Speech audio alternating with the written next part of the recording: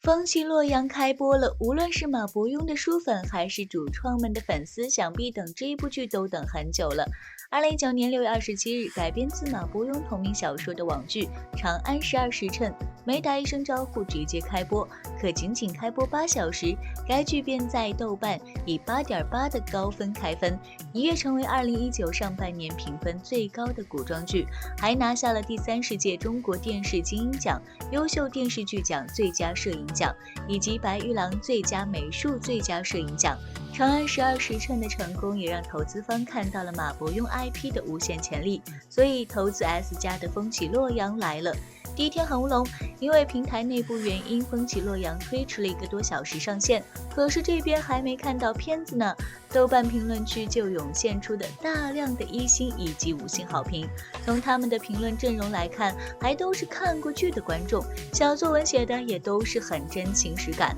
既然对标了长安十二时辰，那么就来看看风起洛阳一直宣传的质感到底怎么样。场景和部分辅导化用心，开篇就有电影质感，这点其实不用太多解释，直接上图就最为直接。神都的繁华景象尽收眼底，宫廷内院的设计繁华无比，这样的场景设置，视觉盛宴说不上，但至少赏心悦目，看得出来花了心思。比如几个常出现的场景就看得出来很是用心。集市的烟火气、小摊贩的场景做得很真实，还有不少洛阳当地美食。因为场景道具做得细致，还获得了多家官媒转发点赞。而镜头转到不良景的环境和富丽堂皇的神都洛阳又有着天壤之别。另外还有百里宅，无论是外院还是内宅，都体现出了一个百工之家的大气。联访的精巧就更不用说了。场景、服装、道具这些都可以看得出来，剧组的钱确实是花得到位了。说说电视剧最重要的剧情，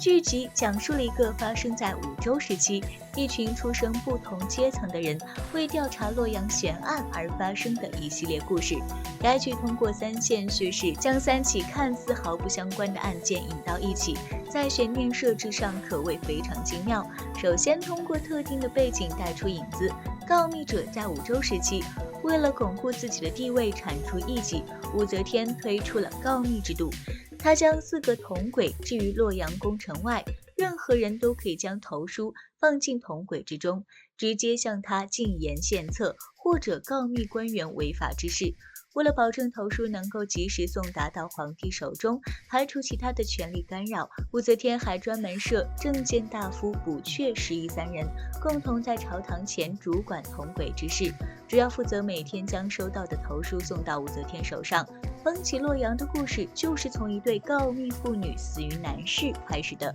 林众妇女不远千里来到洛阳告密，一路上他们一直受到阻隔，因为想要告密的事和百里家的铜矿有关，于是写了密信约见百里家的2公子，也就是王一博饰演的百里二郎。出身名门，父亲是工部尚书，自己也聪慧过人，但却无心正事。林众还没来得及告知告密内容，就被杀死在南市闹市里。与此同时，引出了黄轩饰演的高秉烛的故事主线。他原本是不良使，因为5年前一次意外带出去的不良人犯都死于神秘组织春秋道失手，唯一的线索就是杀人的凶器是十字刀。5年来，高秉烛一路追踪这群神秘人，终于找到了一个组织春秋道。为了追踪线索，一直跟踪追杀林仲的神秘人，因此撞见了林仲被杀和郡主遇刺，也就此和百里二郎和武思月相识。第3条线就是宋茜饰演的武思月，她陪太子的女儿永川郡主到南市游玩，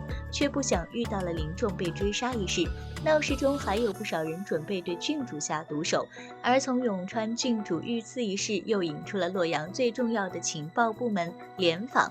联访作为圣上的耳目，居然事前对南市出的恶性事件没有收到一点风声，是不是内部出现了问题？而就在这个案件之后，还有更多的神秘案件。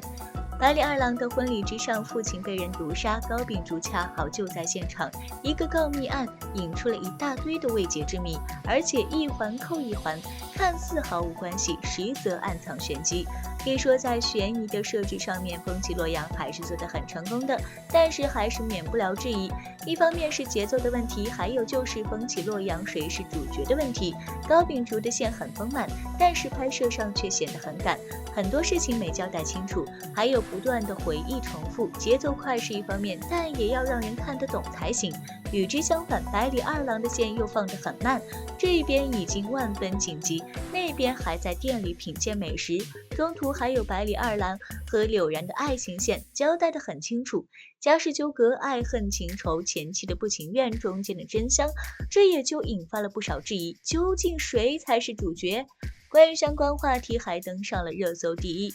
点进去话题发现，除了粉丝的空屏安利，也有部分人在表示王一博的戏份多余且多，完全压过了黄轩和宋茜这两个主演。其实在剧方官宣时，其实就已经把番位写得很明白了，一番黄轩，二番王一博，三番宋茜。但是说实话，其实这三人都是主角。由于不知道什么时候起流行起了私番，不管是男主还是女主都非要争一个一番，何必呢？现在谁还记得花千骨一番是霍建华吗？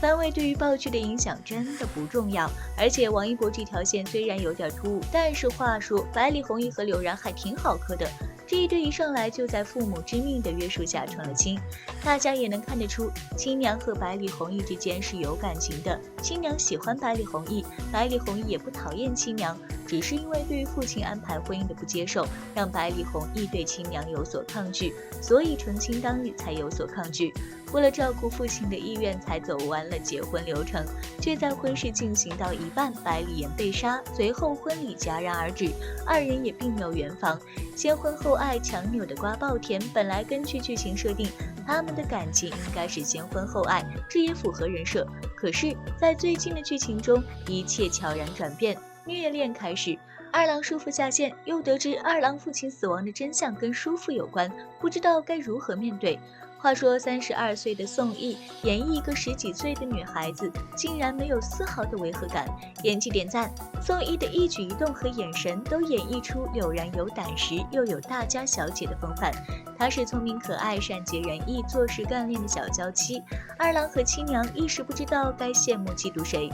宋轶演的柳然这一角色真的很讨观众喜欢，对内她是百里弘毅的小迷妹，娇羞可爱，对外她也是一个有魄力有担当的女子。纵然王一博演的百里弘毅一开始可能不怎么搭理她，但是网友们纷纷预言，百里就算是块石头也会被融化。网友们的预言也确实没错，后期我们冰冷的二郎还是被亲娘给融化了，只是现在还没有意识到而已。虽然风起洛阳剧情方面有些质疑，对于王一博的这条感情线也多有吐槽，不过这一对还真的有点好磕，入股不亏哦。最后，对于谁是风起洛阳的主角问题，黄轩作为演技精湛的演员，虽然流量不及王一博和宋茜，但是论演技，担当男主角自然是实至名归的。而王一博与黄轩并称领衔男主角，其实从宣发的角度来看，王一博作为圈内顶流，剧方必然是有意为之。再从播出的剧情来看，王一博的戏份并不低，